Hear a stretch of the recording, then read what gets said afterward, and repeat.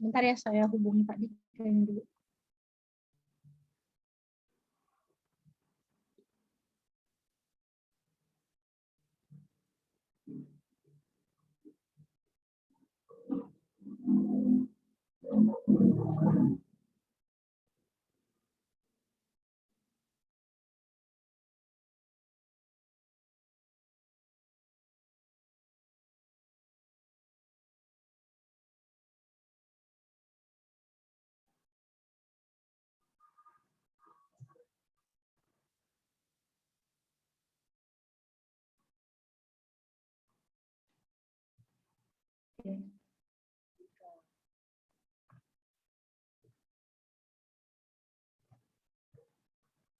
Ayu nih ngurus ya sekarang ya, perasaan kemarin gendut.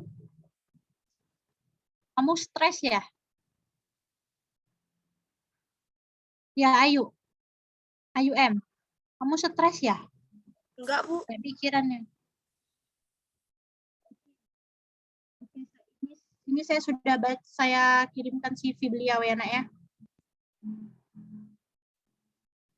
Sebentar, saya download dulu. Ibu izin bertanya boleh nggak, Bu?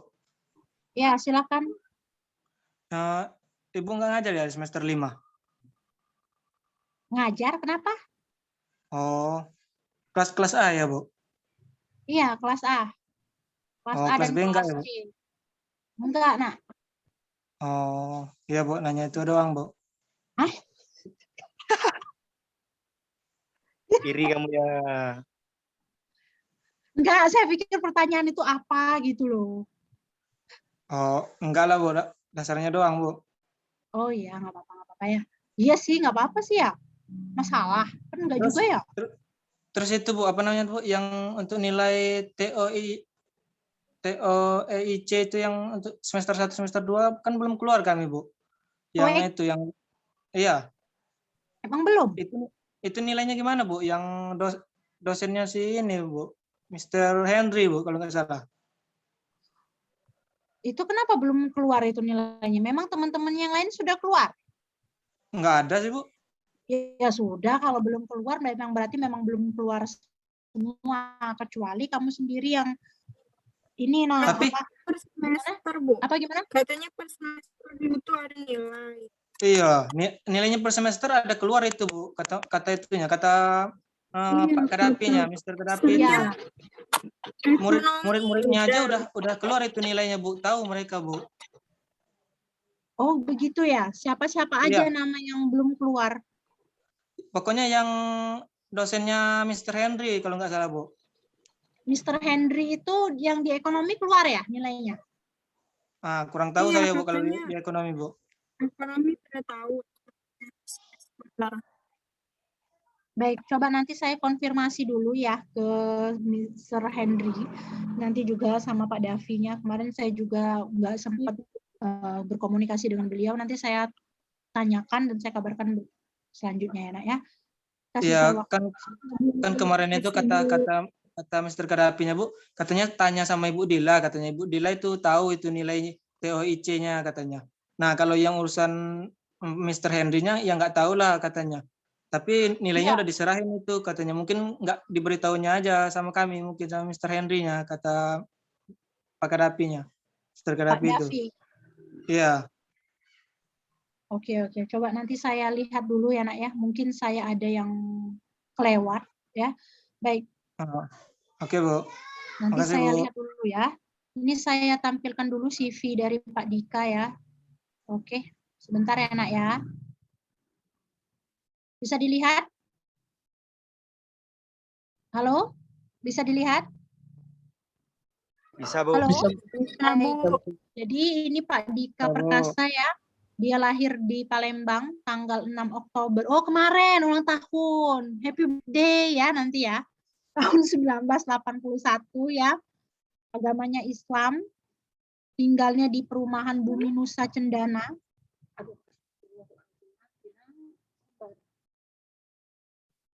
Pendidikan formal S2 Manajemen Keuangan Universitas Sriwijaya Palembang pada tahun 2009, S1-nya Fakultas Ekonomi jurusan Manajemen Pemasaran Universitas Muhammadiyah. Ini penghargaannya ya. Dia adalah BM itu Branch Manager Bank BTPN tahun 2010 di area Sumsel Babel. Kemudian area manager, berarti manajer area. Tertinggi sesumbaksel di Bank Mega Syariah. Area manager sales tertinggi di Sumbaksel Bank Mega Syariah. Kemudian area penurunan NPL terbesar di Sumbaksel di Bank Mega Syariah pada tahun 2014. Kemudian pengalaman berkarir, ini PT Mubasarana sebagai Kepala Divisi Operasional dan Perbankan, PT Bank BPR Sumsel sebagai Kepala SKKP tanggal 1 November sampai dengan 2 November 2019 sampai dengan 30 Mei 2020.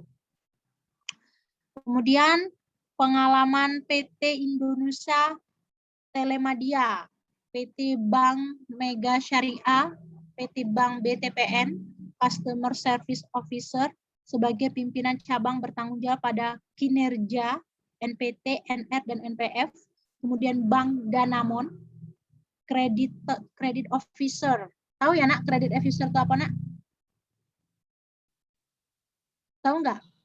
CA. Nggak tahu Bu, nggak tahu. Credit Officer. Dia itu kepala yang membawahi bagian pembiayaan dan orang nanti ya. Jadi kalau misalnya orang mau berhutang itu harus dapat persetujuan dulu sama Pak Dika, kayak gitu. Kemudian narasumber Wira Usaha Radio RRI, narasumber Wira Usaha Radio Mustang Belitung Timur, pengarang buku anak terbitan Mizan tahun 2012, tim trainer produk syariah Bank Mega Syariah. Di luar job utama dari tahun 2012 sampai 2015 dan sekarang dia adalah salah satu leader di Bank Jago. Pernah dengar nak Bank Jago itu apa nak? Nah, Zulkifli datang. Apa itu Bank Jago nak? Belum pernah dengar, Bu. Hah? Sering itu keluar di iklan, Bu. Warna kuning ya, Bu, logonya ya?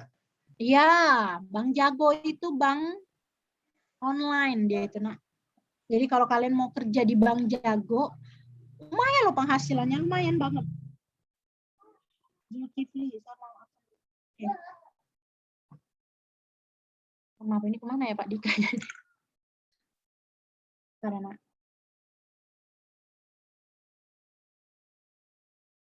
masih loading nak, masih loading. Sebentar ya nak ya, Pak Dika bilang ini masih loading.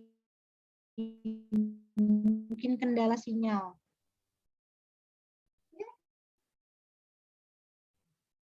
Ini materinya ya hari ini saya downloadkan dulu nak ya. Nanti kalian bisa baca-baca, di download juga nak.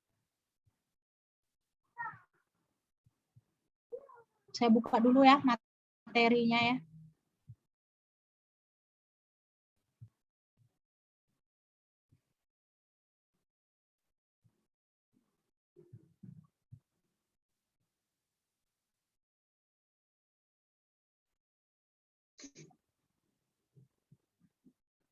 Lumayan gede ini.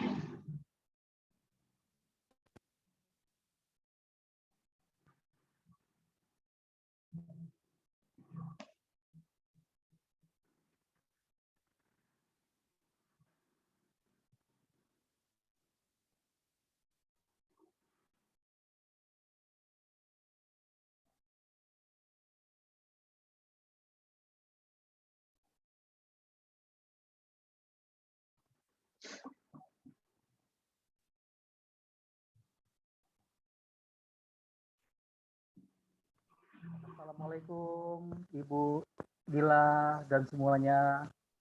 Assalamualaikum Pak Dika. Assalamualaikum warahmatullahi wabarakatuh. Mohon maaf terjadi delay dikarenakan sinyal di sini agak susah dari luar kota. Ya Pak, tidak apa-apa.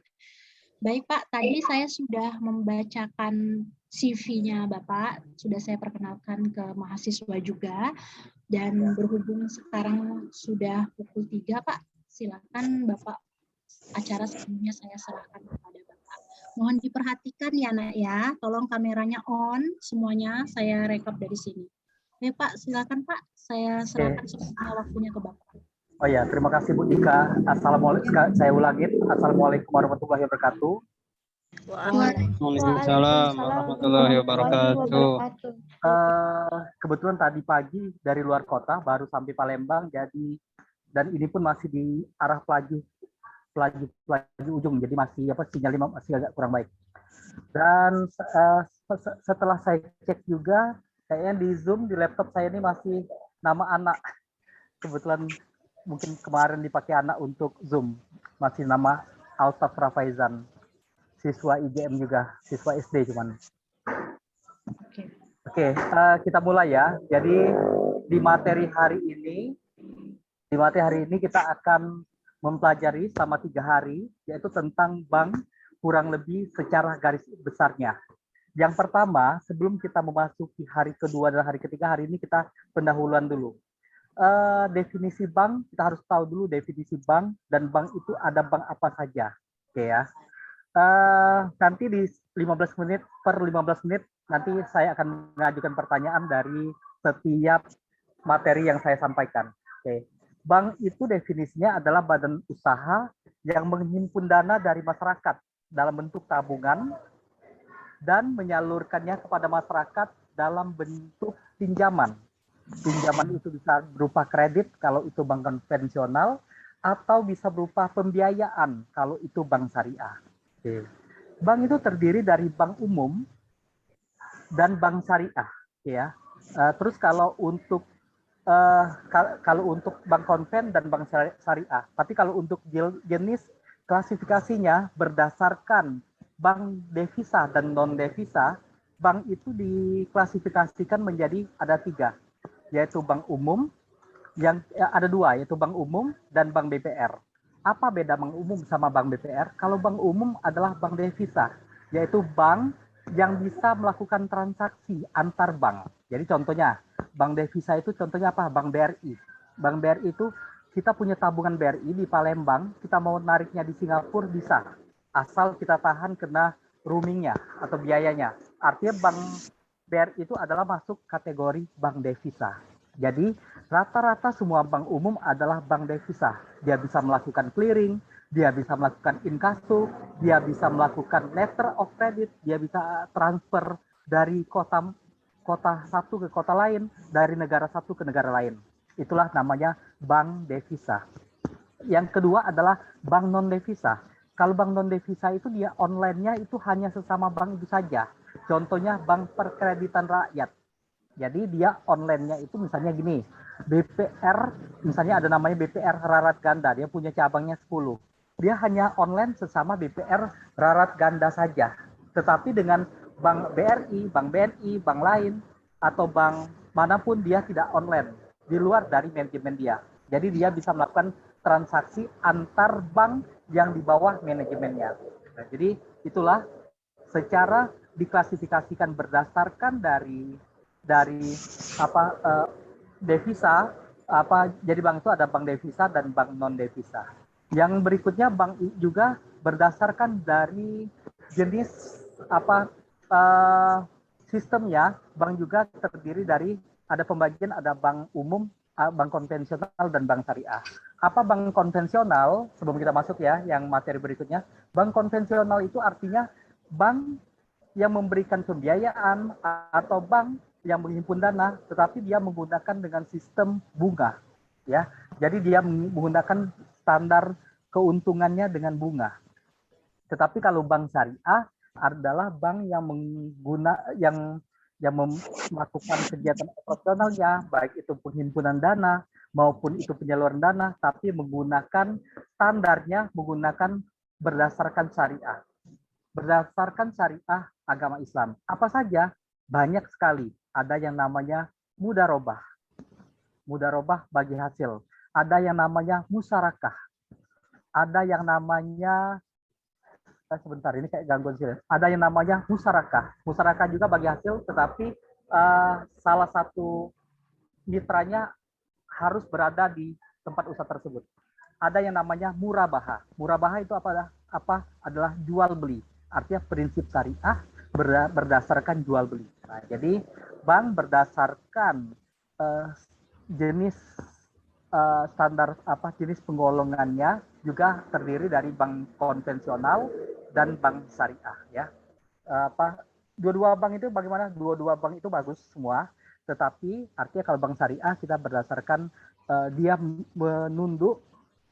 merujuk kepada dua hukum.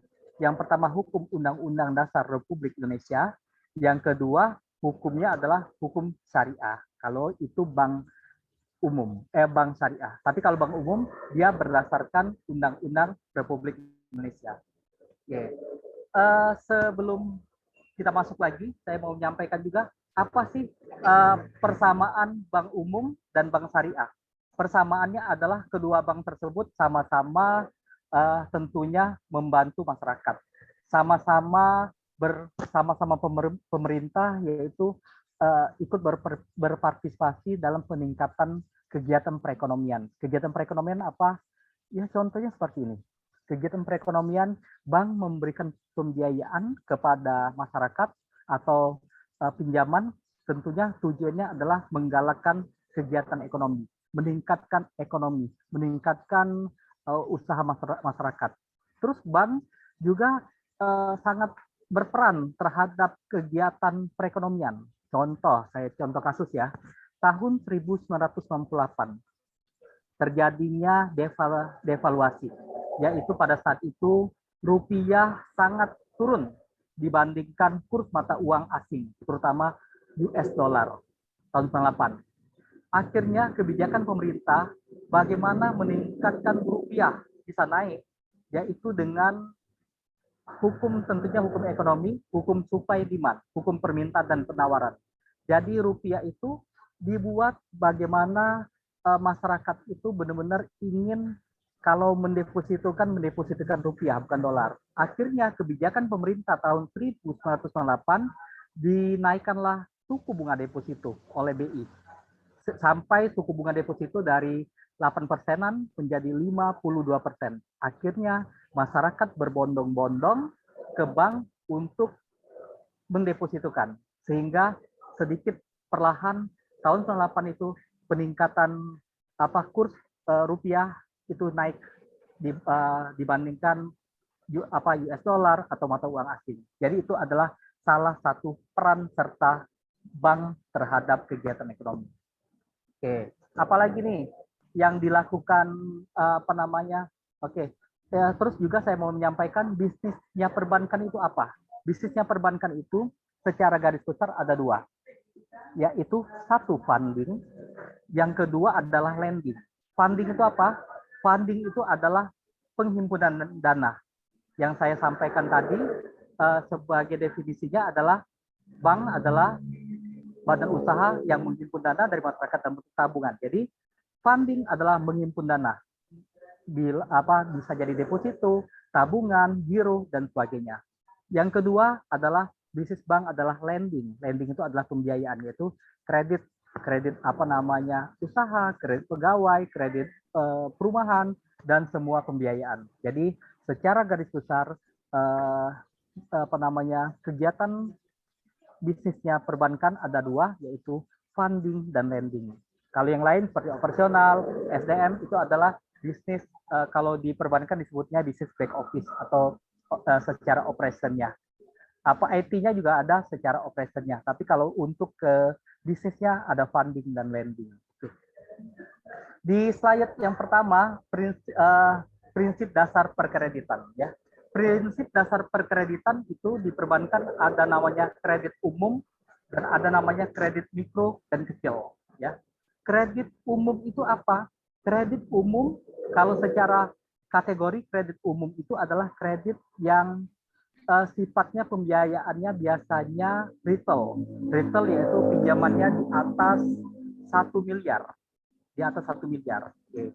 Kredit umum juga bisa ya berbentuknya juga banyak, bisa pada agribisnis, pertanian, bisa juga untuk developer perumahan, tapi sifatnya kredit umum adalah dibuat di sini adalah pinjaman yang di atas 1 miliar. Kedua, kredit mikro dan kecil. Kredit mikro dan kecil berapa? 1 miliar ke bawah itu di dalam perbankan disebutnya adalah kredit mikro. Kredit kecil. 1 miliar ke bawah itu disebutnya kredit kecil. Jadi mulai dari di atas 500 juta sampai dengan 1 miliar itu namanya masih kredit kecil. Nah, terus kredit mikro berapa? Kredit mikro adalah mulai dari 10 juta sampai dengan 500 juta adalah kredit mikro. Nah, sekarang ada bisnis lagi yang digital, ada namanya kredit under mikro. Kredit under mikro biasanya 10 juta ke bawah. Oke. Slide kedua adalah apa sih yang mendasari bank untuk memberikan pembiayaan. Yang mendasari bank untuk memberikan pembiayaan sesuai dengan ekonomi. Mungkin kalau anak-anak di sini sudah pernah kuliah bank dan lembaga perbankan atau mata kuliah manajemen perbankan, ya, itu ada namanya prinsip 5C. 5C itu apa? Ada karakter, ada kapasitas, ada kolateral, ada capital, dan ada condition. Oke, kita bahas satu-satu. Karakter itu apa? Karakter itu adalah sebagai salah satu analisa dari petugas bank atau analis bank untuk melakukan verifikasi. Berusaha untuk mengetahui apakah si nasabah ini mempunyai karakter yang baik kalau nanti diberikan pembiayaan oleh bank.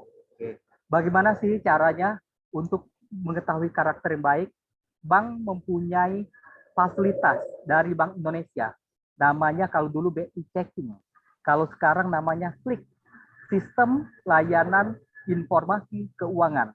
Jadi siapapun yang pernah ada pinjaman di perbankan, baik itu tahun yang lalu, 2 tahun yang lalu, 5 tahun yang lalu, 10 tahun yang lalu, kalau pinjamannya masih ada dan bermasalah atau macet, itu masih kelihatan.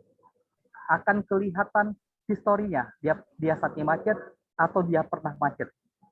Oke, kalau misalnya di checking juga kelihatan juga dia jaminannya menggunakan jaminan apa, pinjamannya berapa, tujuannya untuk apa. Nah, jadi di situ Bank Indonesia, kalau sekarang juga kantor otorisasi jasa keuangan memberikan kemudahan kepada perbankan untuk ada fasilitas BI checking atau klik tadi. Yang kedua, bagaimana cara petugas bank untuk menganalisa karakter? Dia melakukan verifikasi. Apa itu verifikasi? Verifikasi adalah melihat atau melakukan survei ke lapangan. Apakah nasabah ini mempunyai karakter yang baik? Jadi nanyanya bisa jadi ke lingkungan atau mungkin kalau dia pedagang ke supplier atau ke demand-nya, seperti itu. Itu berdasarkan karakter. Yang kedua berdasarkan kapasitas.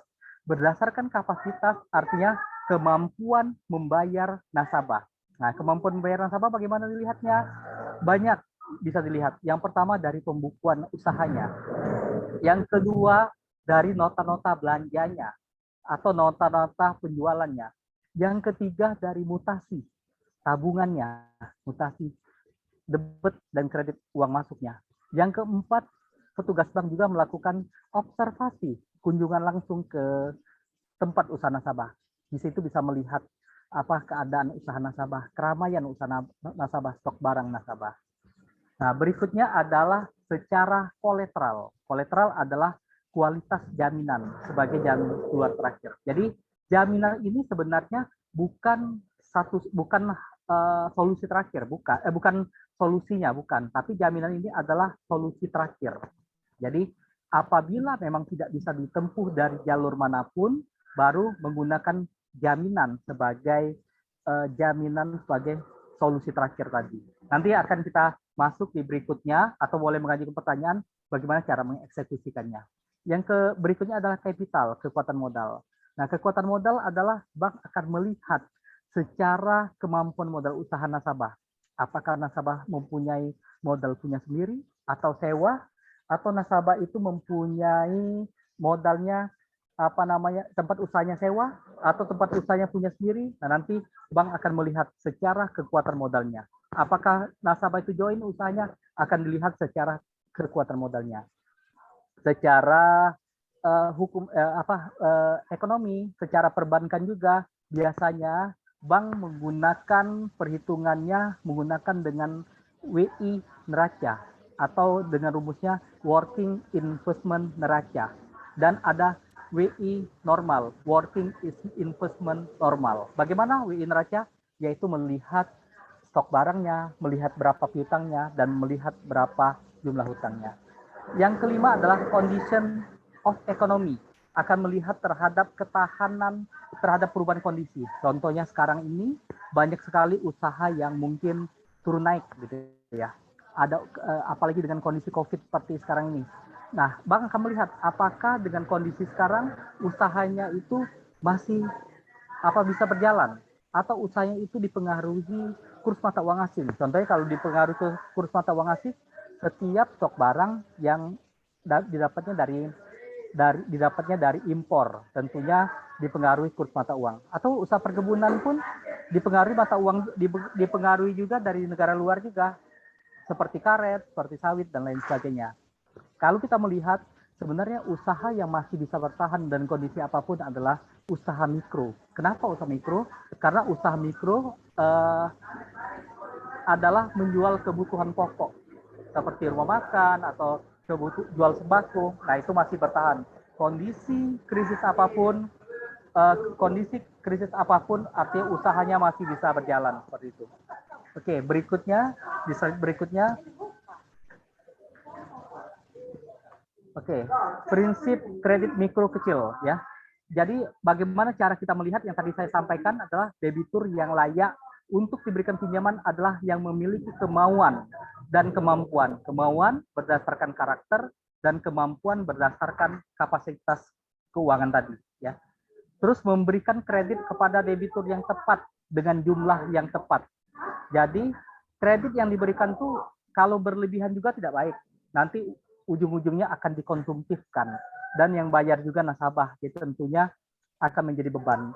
Dan kalau misalnya diberikan kekecilan juga nanti dana juga tidak maksimal. Dia mau beli mesin, harga mesinnya 100 juta, diberikan pembiayaan cuma 20 juta. Tentunya akhirnya tidak bisa dibelikan mesin tadi dan ujung-ujungnya jadi beban saja. Jadi harus memberikan kredit kepada debitur yang tepat dengan jumlah yang tepat. Terus berikutnya juga diberikan hanya debitur yang berkualitas lah. Oke, maksudnya sebenarnya hanya dari debitur yang berkualitas lah profit dapat dihasilkan. Seperti ini, perbankan bisa bertahan lama, bisa untung apabila memberikan pinjaman kepada debitur yang berkualitas. Karena setiap pembiayaan yang dicairkan, Bank Indonesia itu punya pertanggungjawaban setiap bank itu punya pertanggungjawaban ke Bank Indonesia, punya pertanggungjawaban ke OJK. Apa pertanggungjawabannya? Pertanggungjawabannya gini, setiap pembiayaan yang dikucurkan, bank harus menyisihkan dana sebesar 1%. 1% ke Bank Indonesia. Itu adalah pinjaman lancar. Kalau misalnya pinjamannya tertunggak 1 hari sampai dengan 90 hari, maka bank akan menyisihkan dana sebesar 5%. Nasabah tertunggak 91 sampai dengan 150 hari, bank akan menyisihkan 15%. Nasabah tertunggak 151 sampai 140 hari, namanya call 4, bank akan menyisihkan 50%. Nasabah tertunggaknya di atas 180 hari, makanya dalam pinjaman bank, itu adalah pinjaman macet, bank akan diberikan sanksi sebesar 100% dari pinjaman. Jadi bank itu harus menyetor uang kepada BI atau OJK. Maka di situ adalah poin yang ketiga, hanya dari debitur yang berkualitaslah profit dapat dihasilkan. Poin keempat, sumber pengembalian kredit utama adalah dari hasil usaha, bukan hasil penjual jaminan. Jadi jaminan itu yang seperti saya sampaikan tadi adalah jalan keluar terakhir. Jaminan besar bukan merupakan pasti diberikan pinjaman yang besar. Tidak. Tetapi bank akan melihat berapa besar pinjaman yang dikucurkan, yaitu berdasarkan dari hasil usaha. Usaha yang baik, usaha yang lancar, usaha yang survive, bank akan memberikan pinjaman yang besar terhadap dari situ. Oke. Sebelum saya ke halaman berikutnya, mungkin ada yang mau mengajukan pertanyaan? Ya, silakan yang mau bertanya. Nah, silakan yang mau bertanya. Fikri? Ada. Oke, silakan Fikri. Yang prinsip 5C tadi, Pak. Ya, gimana prinsip 5C? Pertanyaannya Tadi apa? ada pertama karakter, Mm-mm. kapasitas, Iya, kapital, iya. apalagi concern of economy Pak ya? Condition of economy, betul yang terakhirnya. Oh condition. Iya. Sama satu lagi apa Pak ya? Karakter, yang pertama, yang kedua kapasitas, yang ketiganya collateral, yang keempatnya capital, yang kelimanya condition of economy. Condition. Ya, Oh collateral Pak ya? betul. Apa pengertiannya collateral itu apa Pak? Collateral itu adalah jaminan. Jadi Jaminan. Jadi setiap pinjaman nasabah itu biasanya diberikan persyaratan harus melengkapi jaminan. Jaminan itu bisa berupa rumah, kalau rumah artinya jaminannya sertifikat rumahnya, atau berupa deposito. Kalau deposito jaminannya berupa biliet depositonya, atau jaminan kendaraan bisa berupa BPKB. Seperti itu. PKB. Ya. Oke, ya baik Pak. Oke, ada ya yang lain yang mau ditanyakan sebelum kita masuk di halaman berikut? Ingin bertanya. Ya, silakan. Assalamualaikum warahmatullahi wabarakatuh. Assalamualaikum warahmatullahi wabarakatuh. Ini Pak ya, tadi kan tentang yang masalah bank ya, bank yang di luar negeri sama dengan yang di dalam negeri. Kalau yang di luar negeri itu kan sekarang tuh ada MNC sama Maybank kan Pak ya? Ya. Untuk di Indonesia.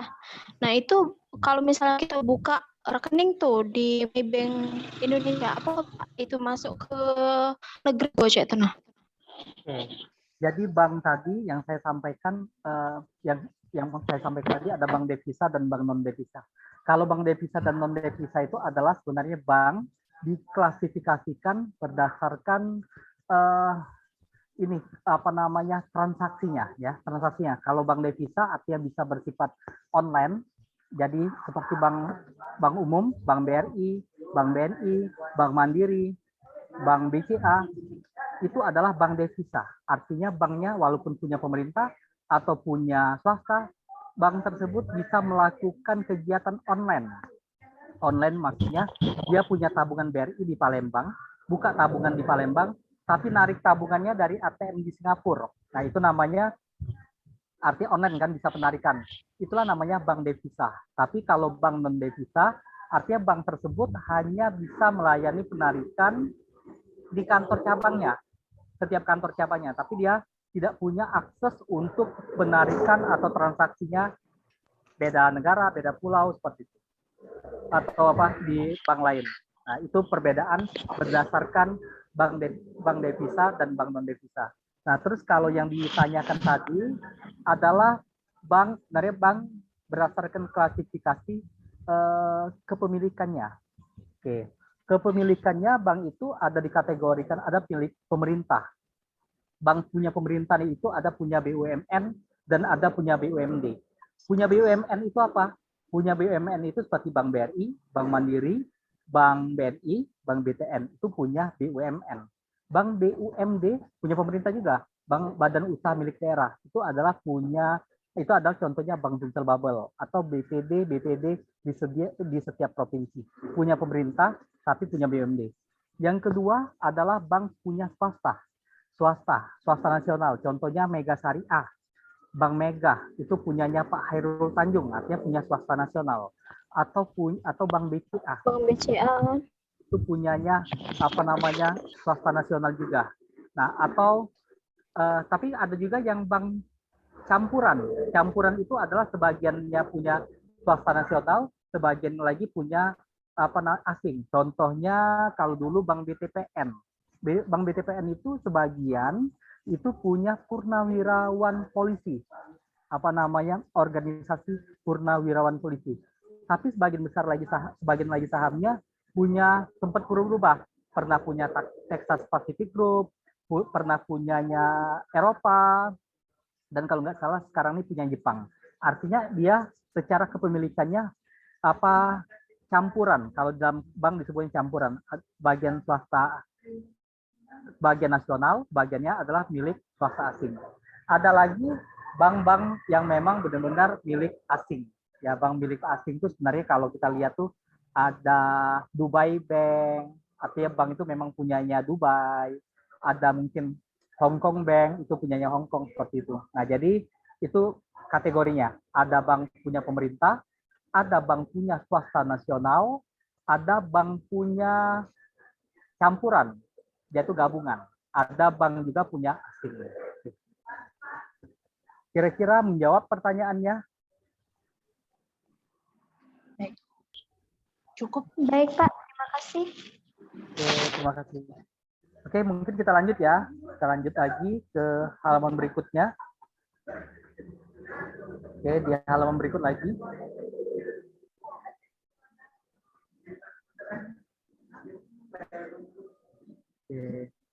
Oke, ini verifikasi dan analisa karakter yang tadi saya sampaikan, yaitu bisa melalui fasilitas dari OJK, namanya BI Checking, kalau sekarang namanya Slick. Yang kedua adalah ini yang dilakukan oleh petugas, yaitu observasi di lapangan, melalui verifikasi ke tetangga usaha, ke pelanggan, ke pemasok, dan ke tetangga rumah. Jadi memang setiap kredit yang dikucurkan, petugas bank itu ada beberapa, banyak. Jadi ada masing-masing memegang fungsi dan perannya, seperti itu.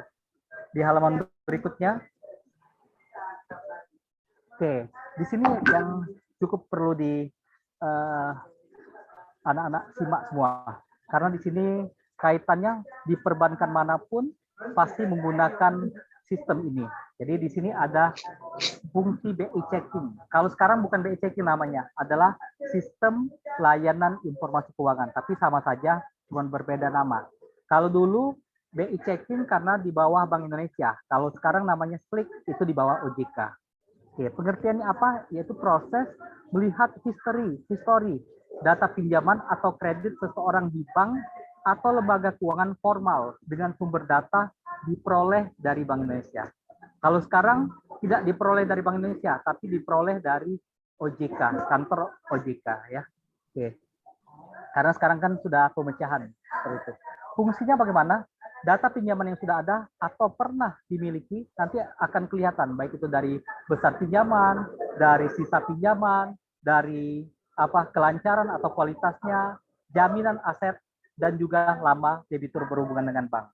Jadi makanya mungkin setiap pengusaha yang lagi eksis, survive, mereka menjaga hubungan dengan bank. Karena supaya satu kali blacklist, nanti transaksi yang lain juga akan susah. Karena di bank itu bukan hanya pinjaman saja, tetapi banyak sekali produk perbankan. Contohnya, ada namanya produk perbankan yaitu letter of credit. Itu bukan pinjaman. Dia misalnya di sini Zulkifli, pengusaha beras yang ada di Palembang, mau transaksi dengan pengusaha beras yang ada di Singapura, misalnya gitu ya. Kalau tidak ada yang menengahi, maka mereka saling tidak percaya. Zulkifli minta beras sebelum dikirimkan, uang sudah dibayarkan. Tapi orang Singapura minta uang akan dibayarkan kalau beras sudah sampai. Jadi nggak ketemu titik tengahnya. Dengan adanya letter of credit, itu menengahi kedua belah pihak.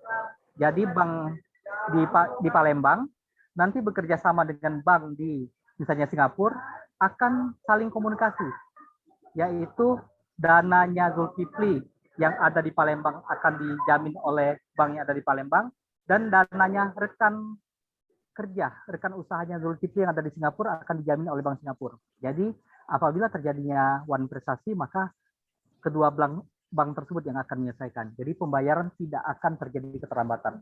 Nah, itu namanya letter of credit. Tetapi kalau nasabah sudah bermasalah, pinjamannya ada bermasalah, maka bank tidak akan memberikan fasilitas letter of credit tadi. Atau ada lagi yang namanya garansi bank garansi. Contohnya, kita mau melakukan proyek pemerintah, bangun jalan, proyek PU. Nah, tetapi kita mau ambil dana dari pemerintah itu tidak ada jaminan. Kita orang dari pemerintah nggak percaya sama kita. Maka yang menjamin itu bisa bank, namanya garansi bank. Nah, jadi apabila terjadi one prestasi, bank tersebut apabila terjadi masalah, bank tersebut yang akan menyelesaikan. Nah, jadi Artinya saya sampaikan bahwa pinjaman produk di bank itu bukan hanya sebatas pinjaman saja, tapi banyak produk-produk yang lain seperti itu. Oke. Slide berikutnya. Oke. Di sini adalah permohonan BI checking. Apa saja yang harus dilengkapi datanya? Data yang dilengkapi adalah namanya nasabah, dilihat berdasarkan KTP dan kartu keluarga. Kedua, tanggal lahir akan dicocokkan berdasarkan KTP dan kartu keluarga. Terus alamat, terus nomor NPWP, sama nomor NIK calon debitur dan pasangan. Nah, nomor NIK calon debitur dan pasangan ini dilihat juga berdasarkan KTP dan kartu keluarga.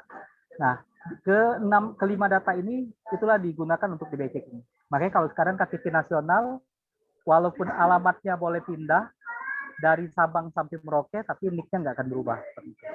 Oke. Halaman berikutnya. Di sini adalah permohonan BI checking. Nah, di sini adalah perhatikan dua nama yang berbeda dari debitur. Misalnya nama pada KTP Dewi Aprilia, nama pada buku tabungan Dewi Aprilia. Data lain seperti alamat tinggal, nomor KTP yang tercantum pada buku KTP sama. Nah, maka bank akan melakukan BI checking kedua nama tersebut. Jadi misalnya nama di sini ada yang seperti tercantum di situ, ejaannya berbeda. Maka bank akan melakukan BI checking.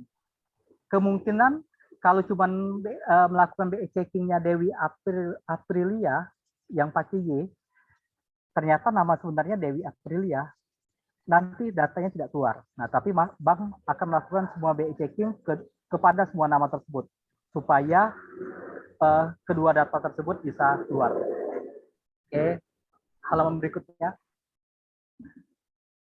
Oke, di sini verifikasi BI checking. Nah, verifikasi BI checking di sini akan kelihatan apa saja, yaitu data identitas debitur, data kondisi fasilitas, kondisi pinjaman, sebab macet, terus melihat jenis kreditnya. Apakah kreditnya untuk pembelian rumah, untuk modal usaha, atau kartu kredit untuk konsumtif, nanti terlihat semua. Jadi melihat jenis kredit terlihat semua. Terus melihat struktur dan tujuan pinjaman. Terus melihat kualitas pinjaman, akan kelihatan apakah dia lancar, call 1 namanya, agak terlambat bayar, call 2 namanya, atau mulai agak macet, call 3 sampai dengan call 5 macet. Secara kualitas di bank terbagi dengan istilah nasabah lancar disebut call 1, call 2 adalah nasabah dalam perhatian khusus, yang ketiga, call 3 adalah nasabah kurang lancar. Yang keempat, call 4 adalah nasabah tidak lancar. Call 5 adalah nasabah macet. Seperti itu. Nah, di situ adalah melihat kualitas pinjaman. Yang keenam, melihat data jaminan. Nanti kelihatan juga di BI checking data jaminannya apakah rumah atau ruko atau tanah kosong, suratnya apakah sertifikat ataukah BPKB kalau kendaraan, ataukah dilihat, nanti kelihatan di BI checking juga. Di halaman berikutnya.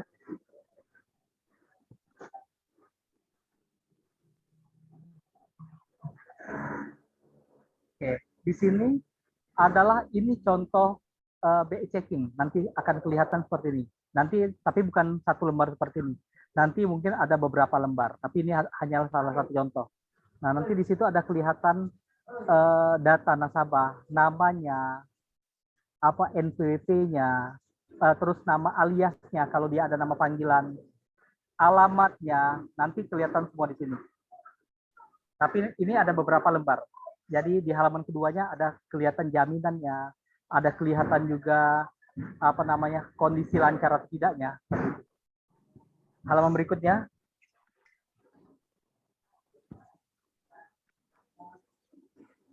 Oke, berikutnya lagi. Nah, oke. Nah, di sini adalah halaman berikutnya, yaitu akan kelihatan kalau dia nasabah lancar seperti yang di atas, call 1111000, artinya dia nasabah lancar dan tidak pernah keterlambatan. Nah, kalau yang di bawah itu adalah nasabah juga lancar ya. Nah, tapi kalau nasabahnya dia pernah keterlambatan, nanti akan tulisannya call 2 atau call 2 70, di bawahnya 70. Artinya kualitasnya call 2, keterlambatannya 70 hari. Misalnya call 4 170 hari, artinya dia sudah call 4 dan keterlambatannya 170 hari. Oke. Halaman berikutnya. Nah, di sini akan kelihatan juga kondisi pinjaman. Apakah pinjaman itu sudah lunas, yaitu kodenya 02. Apakah pinjaman itu pernah akan dilelang, kodenya 04. Kodenya 05. Atau pinjaman itu pernah lunas tapi minta diskon, kodenya 22. Atau pinjaman itu sudah direstruktur. Restruktur itu kodenya 16. Restruktur itu apa? Restruktur itu adalah nasabah yang masih mempunyai karakter yang baik, kemauan untuk bayar yang baik, tetapi secara kemampuannya turun. Jadi dia menghadap ke bank, dia minta mungkin angsurannya diperkecil, atau angsurannya jangka waktunya diperpanjang, atau bunganya diperingan. Nah, itu biasanya namanya sudah dilakukan restrukturisasi oleh bank. Itu adalah bentuk solusi dari perbankan untuk menyelamatkan pinjaman nasabah. Oke, halaman berikutnya. Oke, di sini adalah keterangan sebab macet. Nah, ada keterangan juga, mulai dari kesulitan pemasaran, kualitas manajemen, atau itikat tidak baik, 08, atau force major. Nah, 09 force major itu apa? Adalah kondisi dia macet, tapi dikarenakan di luar dari kemampuannya, di luar dari kemampuan diri dia sebagai manusia. Adalah misalnya contohnya terjadinya gempa bumi, terjadinya bencana alam, terjadinya kebakaran, sehingga dia macet. Nah, itu namanya force major. Jadi kalau di poin 9 ini, kalau misalnya nasabah yang force major, tapi akhirnya bangkit lagi, mengajukan kembali, dia masih bisa diberikan pembiayaan. Karena itu adalah bukan dikarenakan kesengajaan, tapi dikarenakan kondisi tertentu seperti itu. Nah, di sini ada beberapa poin contoh nasabah macet. Atau kelemahan dalam administrasi kredit 06. Artinya nasabah itu sebenarnya bagus, tapi banknya yang kelebihan memberikannya pembiayaan. Makanya poinnya di sini akan dibuat 06. Jadi di BI checking itu banyak sekali dijelaskan sedetail-detailnya. Halaman berikutnya.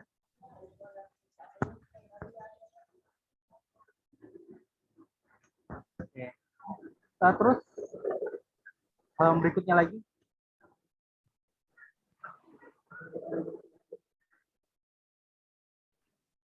Oke. Di sini adalah verifikasi BI checking secara strukturnya. Nah, di sini kelihatan plafon. Nah, plafon itu adalah berapa sisa pinjaman sekarang. Mungkin boleh dilihat ada tulisan plafon, di bawahnya BD tertinggi atau beki debit. Nah, di situ adalah plafon itu pinjaman awalnya berapa. Artinya pinjaman awalnya yang tercantum itu 85 juta. Artinya dia pinjaman awalnya dapat dari bank adalah 85 juta. Yang di bawahnya 71.965. 71.965 artinya sisa pinjaman itu sekarang adalah 71.965.305 rupiah. Nah, di situ kelihatan. Yang ujung sekali ada yaitu jangka waktu, tanggal mulai, tanggal akad awal, dan jatuh tempo. Yang di atas adalah tanggal mulai atau akad awal. Jadi akad awalnya 11 November 2010. Jatuh tempo 11 November 2013. Artinya di situ kelihatan ya pinjamannya 3 tahun, akad awal 11 November 2010 dan jatuh temponya 11 November 2013. Di situ juga kelihatan penggunaan untuk perkebunan kelapa sawit, investasi, dan lain sebagainya. Halaman berikutnya.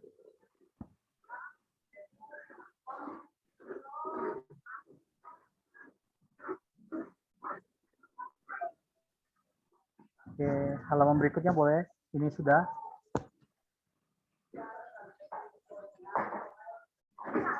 Oke.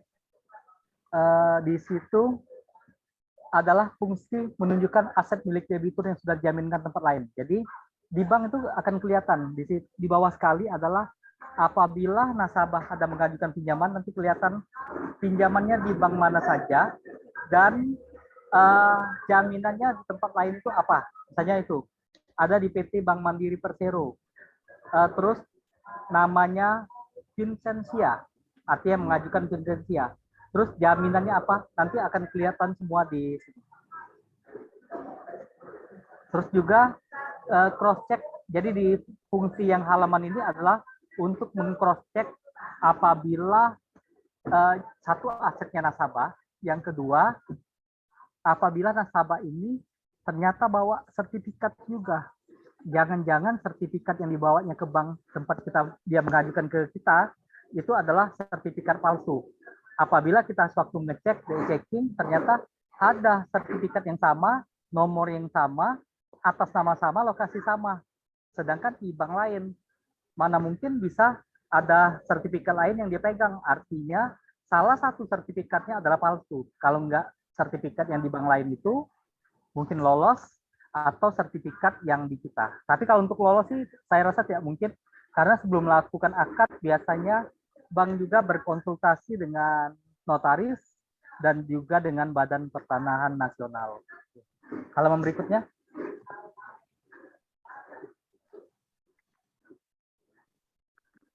Oke, di halaman ini supaya setiap bank lagi yang ingin menyalurkan pinjaman kepada nasabah yang sama bisa memiliki referensi rekam jejak nasabah tersebut lancar atau tidak, bagus atau tidak. Setiap bank wajib melaporkan kualitas kredit pada nasabah pinjaman yang dimiliki kepada Bank Indonesia. Jadi setiap bank manapun, setiap akhir bulan itu melaporkan kepada Bank Indonesia dan juga melaporkan kepada kantor OJK, yaitu kualitas pinjaman setiap nasabah.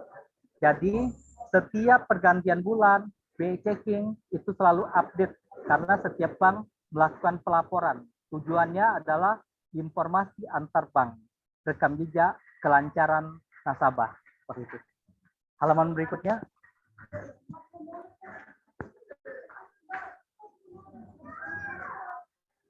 Oke, di sini adalah verifikasi dan analisa tujuan pinjaman.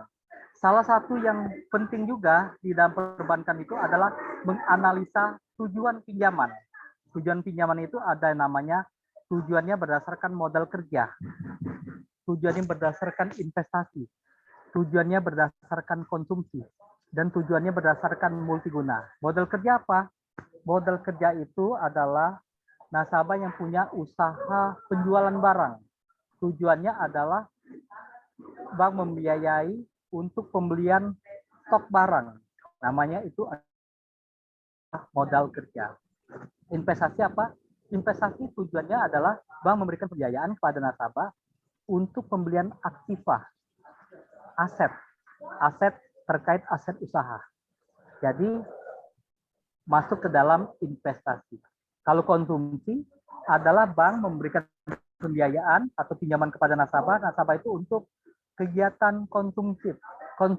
Contohnya untuk renovasi rumah, atau untuk jalan-jalan, atau untuk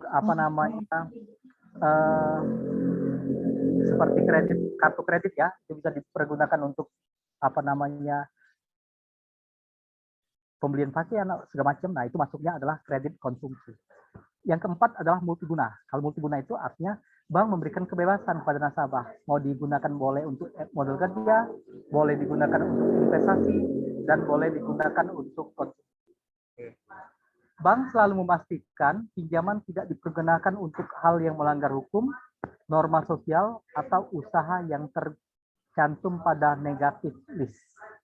Contohnya, walaupun nasabah itu punya kemampuan membayar, tetapi tujuannya adalah untuk pembiayaan usaha yang melanggar aturan pemerintah. Contohnya, pembelian stok barang adalah barang ilegal. Itu tidak diperbolehkan. Bank tidak akan memberikan pembiayaan kepada seperti itu.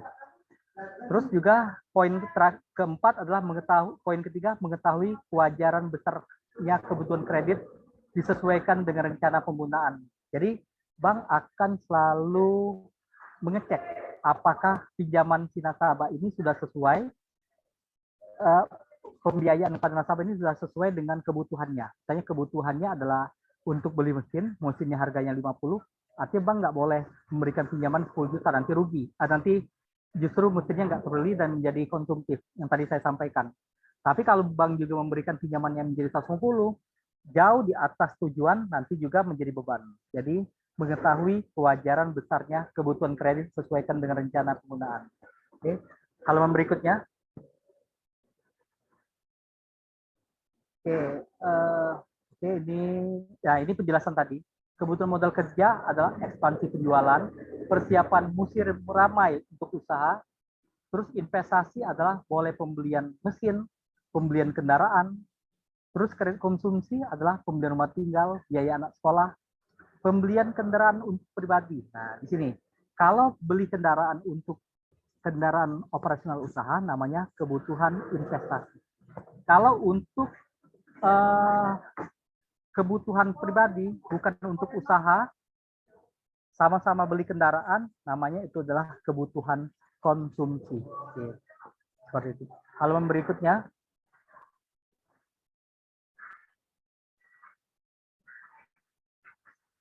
Oke, halaman berikutnya. Oke. Di sini adalah bagaimana menentukan kewajaran dari kebutuhan pinjaman. Nah, di sini adalah jadi bagaimana cara menghitung kebutuhan WI. WI itu artinya working investment, kebutuhan modal kerja. Bagaimana caranya adalah inventory ditambah piutang dagang dikurang hutang dagang. Nah, inventory itu adalah stok barang nasabah. Stok barang nasabah, misalnya nasabah itu usaha jual sembako, stok barangnya ada 100 juta. Ditambah piutang dagang. Piutang dagang itu adalah barang yang sudah terjual tapi belum dibayar. Ada piutang ada 50 juta. Ada hutang, dia ternyata stok barang yang ada di tempat usaha nasabah itu datangnya dari supplier atau dari sales tapi belum dia bayar. Ada sebesar 20 juta. Jadi inventory ditambah piutang dagang dikurang hutang dagang. 100 juta ditambah 50 juta dikurang 20. Artinya 130 juta. 130 juta itu adalah hal yang wajar, maksimal bank bisa memberikan pembiayaan. Jadi di situ rumusnya adalah inventory ditambah AR. AR itu kalau bahasa akuntansinya bahasanya account receivable. Dikurang AP. AP itu adalah account payable. Account receivable atau AR itu nama lainnya adalah piutang dagang. Account payable atau AP nama lainnya hutang dagang. Jadi ini adalah salah satu standar untuk menentukan kebutuhan modal kerja. Di halaman berikutnya.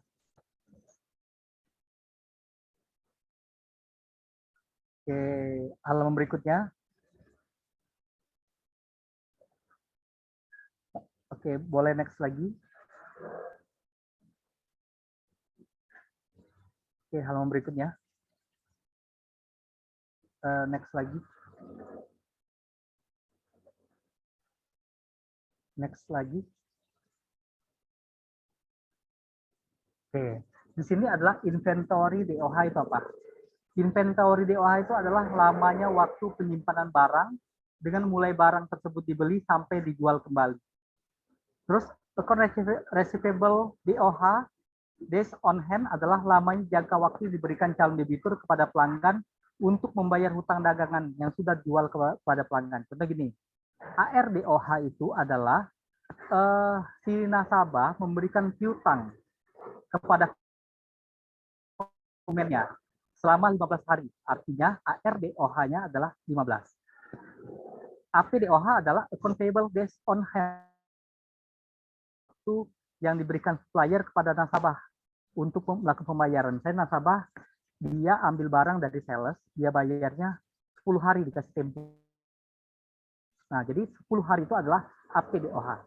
Yang tadi, yang sebelumnya, yang kita bacakan WI neraca, yaitu berdasarkan nominal. Jadi kalau inventory, nominal stok barangnya berapa. Kalau account payable, nominal hutang dagangnya berapa. Kalau AR artinya nominal hutang dagangnya berapa. Kalau yang di sini adalah berdasarkan WI normal. Jadi kita melakukan perhitungan berdasarkan lama hari. Nah, halaman berikutnya nanti kita bisa lihat bagaimana cara mencarinya. Halaman berikutnya. Oke. Kalau jadi untuk menghitung modal kerja, yang pertama adalah berdasarkan WI neraca. WI neraca yang tadi, yang halaman sebelum tadi, yaitu berdasarkan inventory ditambah account receivable atau piutang dagang dikurangi account payable atau hutang dagang. Nah, inventory 100 juta, piutang 50 juta, hutang 20. 100 juta tambah 50 juta dikurang 20 juta, 130 juta. Nominal 130 juta adalah nilai maksimal bank bisa memberikan pembiayaan. Artinya maksimalnya 130 juta. Oke ya. Nah, kalau yang dengan poin kedua, cara mencari kebutuhan modal kerja, kelayakan kebutuhan modal kerja dengan menggunakan WI normal adalah dengan rumus yang ada sekarang ini, yaitu rumus WI DOH, yaitu ARDOH. ARDOH itu artinya Account Receivable Days on Hand, berapa lama perputaran piutang. Inventory DOH artinya berapa lama perputaran stok barang. Jadi stok barang sekarang ada 1 juta. Berapa lama stok barang itu bisa habis? Sehingga berganti dengan stok barang baru. Oh ternyata 20 hari, artinya 20 hari itu. APDOH adalah berapa lama perputaran hutang, yaitu account payable days on hand. Totalnya, misalnya ARDOH-nya 30 hari, inventory-nya 10 hari, 30 tambah 10, 40 hari. APDOH-nya 20 hari. Artinya 30 ditambah 10 dikurang 10. Ya, misalnya APDOH-nya 20 hari. Artinya 30 hari ditambah 10 hari dikurang 20 hari. 30 ditambah 10, 40 hari dikurangi 20 sama dengan 20 hari. Artinya WI DOH-nya 20 hari. Bagaimana cara mencarinya? WI DOH 20 hari dibagi dengan 30 hari, 20 dibagi 30 artinya kurang lebih 0,67 dikali HPP. HPP adalah harga pokok penjualan. Jadi kalau mata kuliahnya keuangan, mata kuliah akuntansi biaya, ada nanti mencari HPP, harga pokok penjualan. Jadi dikali HPP. Misalnya WI DOH-nya 20 hari dibagi 30 hari 6,7 0,67 dikali HPP. HPP-nya misalnya 100 juta. Artinya kebutuhan modal kerjanya 100 juta dikali 0,67 sama dengan kurang lebih 67 juta. Itu adalah perhitungan WI normal berdasar perhitungan cara menghitung modal kerja berdasarkan WI normal ya. Itu. Halaman berikutnya.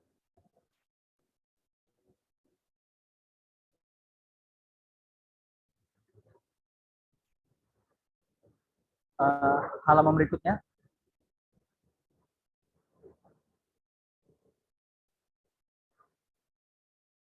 Halaman berikutnya. Oke. Jadi ada beberapa resiko-resiko ya. Resikonya tadi yang ini kita contohkan yang sering terjadi ya. Ada risiko penjualan. Risiko penjualan itu adalah kekuatan mempengaruhi dari pembeli kepada penjual. Bagaimana cara dia bisa survive terhadap penjualannya. Apakah dia punya tenaga pemasaran? Apakah dia mempunyai strategi-strategi apa saja? Dua adalah keadaan supply dan demand. Apakah mendapatkan barangnya mudah gitu. Terus juga terus apakah dia melakukan penjualannya juga tidak begitu jauh mencari langsung ke konsumen. Terus pangsa pasar yang dikuasai nasabah. Terus barang substitusi itu ada nggak pengganti barang tersebut? Dan nasabah jualnya pakaian atau nasabah jualnya ikan. Ada nggak stok barang atau pedagang sejenis yang pengganti dari stok barang tersebut. Jadi yang merupakan pesaing seperti itu. Nah, terus perilaku produsen, perilaku konsumen, perkembangan harga, karakteristik produk, kondisi persaingan, saluran distribusi, lokasi distribusi, aktivasi langganan, syarat pembayaran, target penjualan, target pasar, pembeli utama, dan strategi lainnya. Jadi di sini secara risiko penjualan bank melakukan secara detail. Poin satu ini saja, detailnya banyak sekali dalam melakukan analisanya. Oke, halaman berikutnya.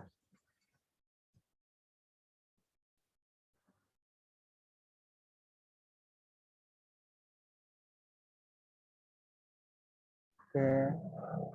Jadi di sini adalah verifikasi, analisa, dan kemampuan membayar. Nah, di sini kemampuan membayar siapa? Adalah kemampuan membayarnya nasabah. Ya. Nah, di sini adalah bagaimana petugas bank bisa mengetahui seberapa sehatkah keuangannya nasabah tadi.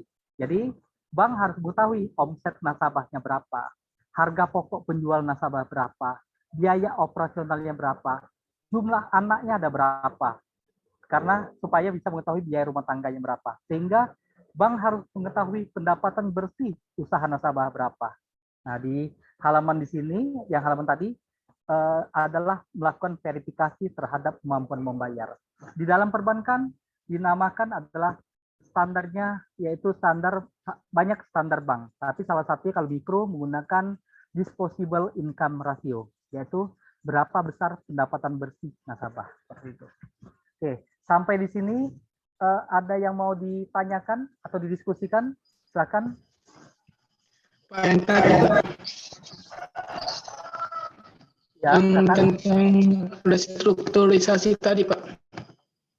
Oh ya, untuk Kalau boleh tahu apa saja, Pak, syarat untuk dapat mengajukan restrukturisasi pada bank atau perusahaan leasing? Oke, syarat untuk restrukturisasi kredit adalah sebenarnya syarat itu bisa untuk semua nasabah. Ya, nasabah itu mempunyai hak untuk diberikan fasilitas oleh bank, yaitu untuk restruktur tadi. Tapi syarat-syaratnya apa saja? Adalah syaratnya yang pertama, bank tentunya akan melakukan analisa apakah nasabah tersebut secara karakter atau kemampuannya baik. Jadi nasabah yang diberikan restruktur adalah nasabah yang kooperatif, yang memang dia terjadi keterlambatan atau ketidakmampuan usaha bukan disengaja.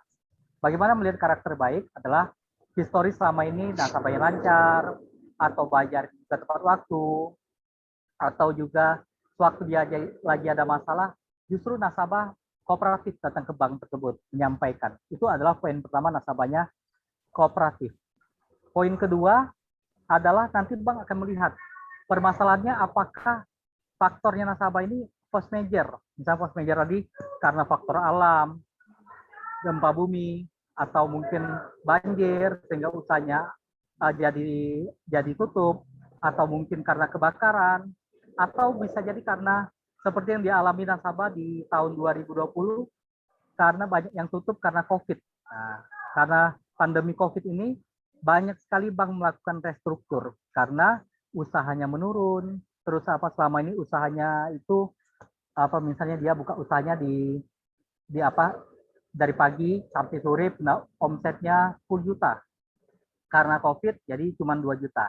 Nah, tentunya pendapatannya menurun di situ, makanya itu adalah dasar bank untuk memberikan restruktur. Apalagi dasar bank untuk memberikan restruktur, nanti bank juga akan melihat kalau di luar dari situ pun, karena usahanya ternyata mengalami kerugian, ditipu. Nah, bisa jadi nanti bank akan memberikan restruktur. Jadi banyak hal yang akan dipertimbangkan bank. Jadi siapa yang boleh mengajukan restruktur? Siapapun boleh mengajukan restruktur. Tapi nanti yang menganalisa atau yang memberikan keputusan nanti dari bank berdasarkan analisa atau observasi dari bank tadi. Seperti itu. Kira-kira itu Zulkifli, ada yang mau ditanyakan lagi? Fikriansa ya, Fikriansa? Oke, Pak. Baik, makasih, Pak. Itulah. Yang lain ada yang mau tanyakan? Izin Pak, Dinis Pak, bertanya Pak. Oh ya, silakan. Di sini kan kita duduk pada pihak bank menilai para debitur supaya bank tidak mengalami kerugian atau apa ya. Di sini saya akan menjelaskan dari segi eksternalnya Pak. Perbandingannya bagaimana sih para misalnya debitur yang ingin melakukan pinjaman kepada bank? Di sini kan banknya banyak Pak, ada bank macam-macam lah ya. Bagaimana memungkinkan para debitur ini mana sih atau yang layak apa dilakukan peminjaman atau peminjaman yang baik gitu, Pak? Oke. Sebenarnya semua perbankan itu adalah baik semua. Karena tentunya perbankan atau lembaga pembiayaan itu semuanya kalau sekarang ini yang legal ya, yang legal tentunya adalah di bawah pengawasan OJK, Otorisasi Jasa Keuangan. Artinya semua bank, baik bank umum maupun bank syariah maupun bank BPR, semuanya baik, layak karena semuanya di bawah OJK. Tetapi saran saya adalah kita harus melihat dulu dari tujuan kita. Misalnya gini, tujuan kita adalah ingin membeli rumah, gitu ya. Nah, produk di bank itu kan banyak. Saya sarankan artinya mau di bank manapun boleh. Tapi adalah kita cari kreditnya adalah kredit kepemilikan rumah, KPR. Bukan kita pinjamnya adalah pinjam dari kredit, misalnya kartu kredit, kita pinjam ada beberapa, terus kita berikan rumah, nah itu rugi karena itu justru nanti membuat secara yang merugikan diri kita sendiri. Atau kita tujuannya adalah untuk investasi jangka pendek. Padahal sebenarnya kemampuan kita adalah beli rumah, kita pengennya jangka waktunya agak panjang. Jadi kita ambillah pembiayaan sesuai dengan mana sektornya, seperti itu. Itu yang pertama. Yang kedua, boleh juga kalau misalnya kita mau timbang-timbang boleh juga. Mungkin kita ke beberapa bank, mungkin kita mau cari mungkin yang angsurannya lebih ringan. Tapi sebenarnya hampir bank itu kurang lebih hampir sama. Ada yang mungkin jangka waktunya bunganya lebih ringan, tapi jangka waktunya pendek. Ada mungkin bagi hasilnya lebih besar ya, atau bunganya lebih besar, tapi jangka waktunya lebih panjang. Tapi saran saya adalah setiap bank itu sebenarnya bagus semua, karena itu di bawah OJK, pengawasan OJK. Tapi ambillah pinjaman yang tepat. Jadi kalau mau pinjaman untuk modal kerja, jangan ambil tujuannya untuk investasi atau konsumtif, tapi ambillah untuk investasi. Nah, karena kenapa? Karena di situ akan disesuaikan dengan kebutuhan kita. Contohnya, ada bank, ya ada juga kita kebutuhannya untuk usaha, proyek, kontrak. Dari proyek kontrak kita sama pemerintah itu dibayarnya 5 bulan ke depan.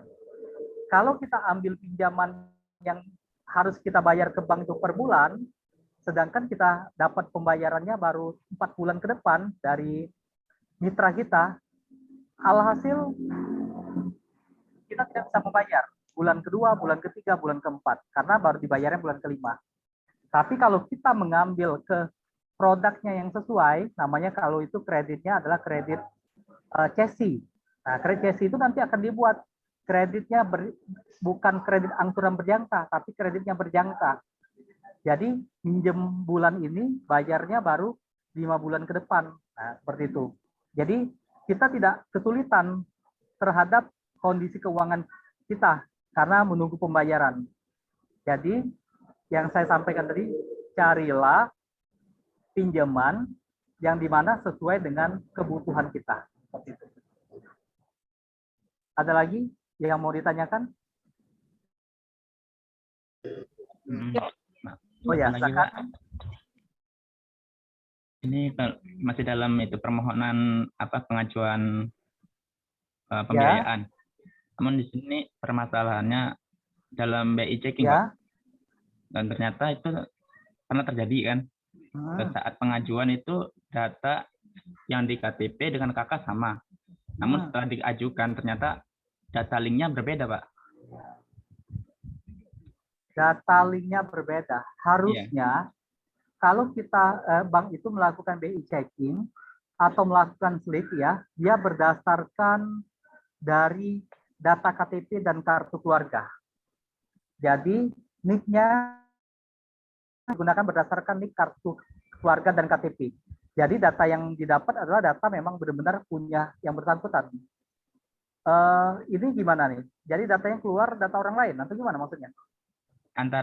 terkadang ada yang namanya hurufnya lain, dan kadang juga ada nomor KK-nya yang berbeda, Kak. Oh, sebenarnya kalau di perbankan sekarang ya, dia selain menggunakan huruf yang dia kan waktu mau melakukan BI checking atau klik ya, Untuk itu kan pengajuan, Pak. harus ya sewaktu pengajuan dari nasabah. Iya. Bank kan melakukan BI checking. Tentunya kan bank kan melihat berdasarkan KTP asli nasabah difotokopi, kartu keluarga difotokopi. Nah, tentunya bank inputnya sesuai berdasarkan aslinya, sesuai berdasarkan KTP dan kartu keluarga itu. Jadi kemungkinan untuk salahnya mungkin tidak, karena dia pengejaan namanya berdasarkan KTP dan KK tadi, nomor kartu keluarganya berdasarkan KK tadi yang dilampirkan nasabah, terus NIK-nya juga berdasarkan NIK-nya nasabah. Kok bisa? Maksudnya gimana? Ini kan pernah ada pembuatan KTP, Pak. Pembuatan KTP? Iya, KTP pembuatan kartu tabungan. Nah, itu KTP sama KK itu kan datanya balance. Nah, tapi ternyata setelah ingin diajukan ke banknya, datanya nggak balance dengan yang di link. Oh ya, jadi gini, bank itu sebenarnya nge-link dengan Dukcapil, kantor kependudukan catatan sipil. Jadi pernah memang terjadi sewaktu di input data berdasarkan KTP dan KK, tapi namanya muncul, harusnya namanya Zenandar, tapi namanya munculnya Fikriansa. Nah, itu sebenarnya kekeliruan, pernah itu terjadi adalah dari kantor dari pihak yang membuat KTP tersebut, yaitu harusnya NIK tersebut kan masuknya ke Zenandar. Jadi terjadi kesalahan atau seperti apa. Nah, waktu itu pernah terjadi untuk penyelesaiannya nasabah harus datang ke kantor Dukcapil. Nanti ke kantor Dukcapil, nanti akan dicek nomor NIK dan KTP-nya apakah nama tersebut. Karena kalau bank kan cuma menerima data, tinggal menginput. Ternyata sewaktu diinput, keluar namanya bukan Zenandar, tapi keluar namanya dari NIK itu nama Yosi, misalnya gitu kan. Nah, untuk melakukan pembenarannya nanti harus ke kantor Dukcapil, seperti itu. Terima kasih, Pak. Ya, karena dari bank cuman punya data aja, dia dapat data, dia menginput, tapi linknya yang ada untuk mengecek NIK, KTP dan kartu keluarga itu dia ngelinknya sama linknya Dukcapil. Jadi kalau ada suatu kekeliruan, biasa bank minta si nasabah melakukan pengurusan kembali atau konfirmasi ke kantor. Pak, terima kasih, Pak. Oke. Ada lagi yang mau ditanyakan? Pak, mau bertanya, Pak. Kan Yosi? Pak, yang dalam kredit itu kan ada yang ilegal sama yang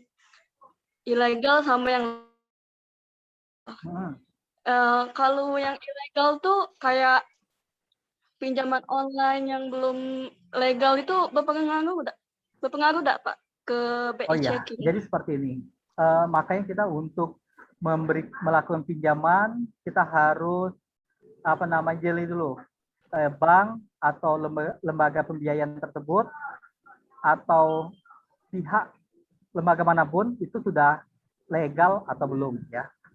Contohnya kalau sudah legal ya mintakan surat izinnya segala macam. Biasanya kalau bank-bank yang udah dikenal kita tahu lah itu legal pasti. Tapi kalau kita mau bank yang baru, misalnya baru buka nih di Palembang, contohnya misalnya Bank Jago baru buka di Palembang, teman-teman harus ngeceknya, searching aja di Google ya, cek biasa kalau itu nanti akan keluar ya datanya bahwa bank tersebut historinya dari mana, surat izin OJK-nya, terus legal atau tidak. Nanti kan bisa dicek semua. Kurang puas juga bisa ngeceknya ke kantor OJK seperti itu. Nah, terus pertanyaan tadi kalau untuk pinjaman yang online yang tidak ada izin berpengaruh tidak ke OJK? Sebenarnya kalau pinjaman tersebut tidak ada izin dari OJK, tentunya tidak akan dibuat pelaporan ke OJK. Jadi misalnya dia nunggak atau tertunggak tidak bayar, datanya tidak nge-link kepada database checking atau SLIC. Karena dia bukan di bawah OJK. Atau misalnya dia, contohnya sama aja dia, si nasabah itu melakukan pinjaman pribadi. Kan tidak nge-link kan ke pinjaman ke BI checking atau SLIC, karena pribadi, misalnya Yosi minjem sama Zenandar, tentunya kan tidak akan ada datanya di SLIC atau di checking karena tidak ada pelaporan. Begitu juga pinjaman ke koperasi yang bukan di bawah OJK juga tidak akan nge-link. Nah, tapi kalau misalnya pinjam di bawah lembaga pembiayaan yang ada di bawah OJK, tentunya nge-link seperti itu. Jadi kalau pertanyaan tadi, kalau ada pinjol yang tidak ilegal, yang tidak legal atau ilegal, bukan di bawah OJK, tentunya tidak ada pelaporan seperti itu. Baik, Pak. Oke, ada lagi pertanyaan?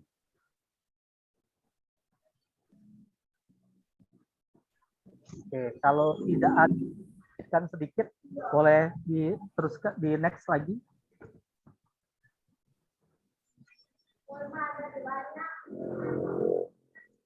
Oke, di sini adalah verifikasi dan analisa kemampuan membayar.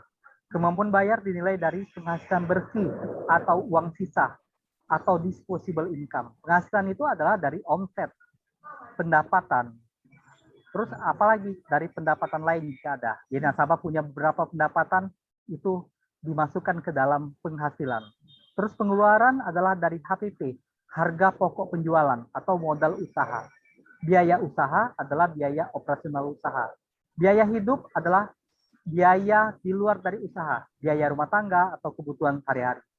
Terus juga dikurangi semua beban angsuran, pinjaman, yang baik itu yang keluar di BI checking maupun yang tidak keluar di BI checking, tapi nasabah menginformasikan. Kita tulis semua di pengeluaran, supaya kita bisa mengetahui berapa pendapatan bersih nasabah. Halaman berikutnya, next.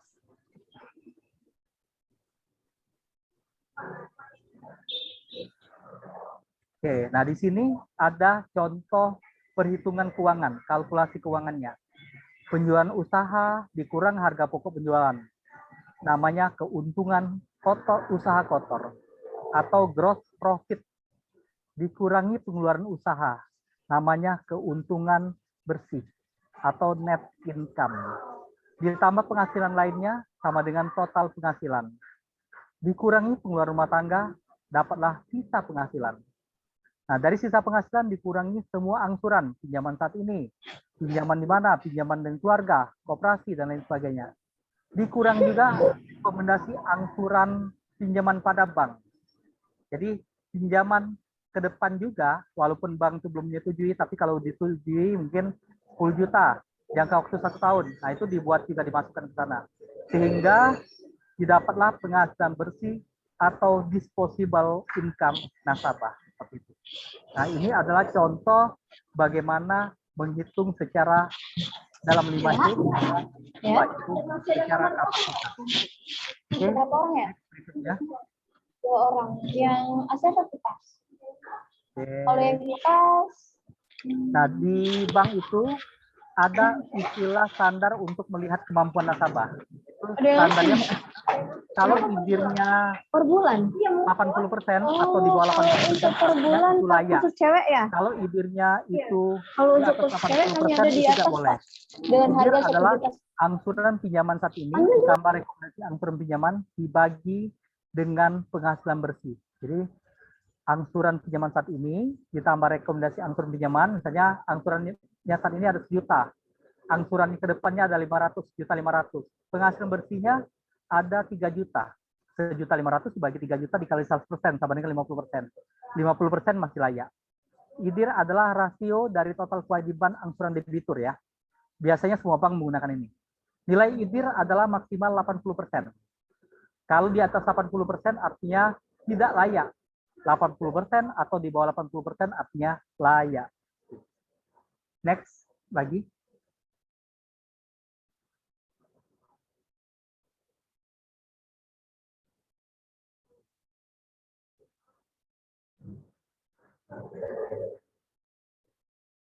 Oke, verifikasi dan analisa kemampuan bayar adalah kita melakukan verifikasi bagaimana kita mendapatkan dari nilai kalkulasi keuangan itu data yang benar. Jadi dari mana? Dari bukti tadi, nota penjualan, atau rekening bank, observasi juga ke tempat usaha nasabah. Nah, jadi benar-benar data yang didapat itu bukan hanya sekedar tulis-tulis saja. Kalau tulis-tulis, semua orang bisa tulis, tapi data tersebut adalah akurat, yaitu dilakukan pengecekan berdasarkan data, dilakukan observasi, interview juga, dan lain sebagainya. Halaman berikutnya, next.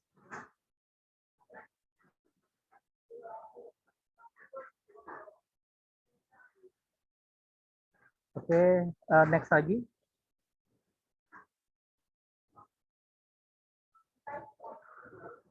Next lagi.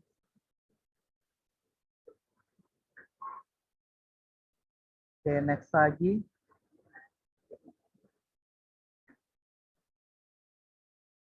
Next lagi. Next lagi. Next lagi.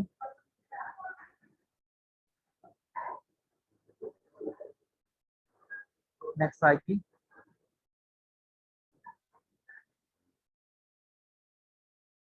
Next lagi. Nah, sekarang kita masuk ke jaminan. Jaminan itu apakah? Jaminan itu walaupun jaminan itu merupakan solusi terakhir, tapi kita harus melakukan verifikasi dengan semaksimal mungkin, sebaik mungkin. Jangan sampai kita mendapat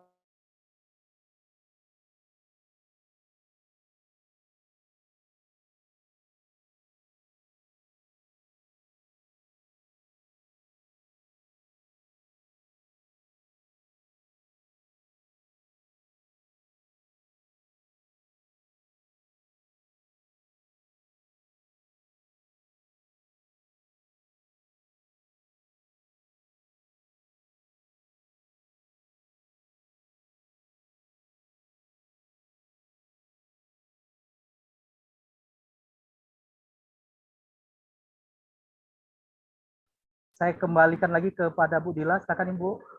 Oke, baik.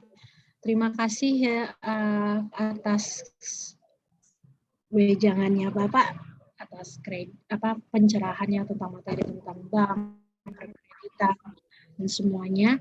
Besok, insya Allah mahasiswa kami untuk hari ini sudah sangat banyak sekali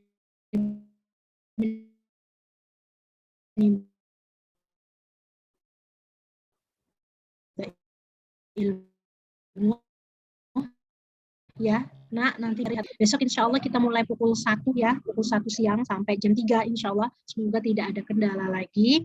Terima kasih Pak atas materi untuk hari ini, sangat bermanfaat bagi kami dan khususnya mahasiswa-mahasiswa kami. Atas segala kekurangannya kami mohon maaf ya Pak ya. Kepada Allah kami mohon ampun.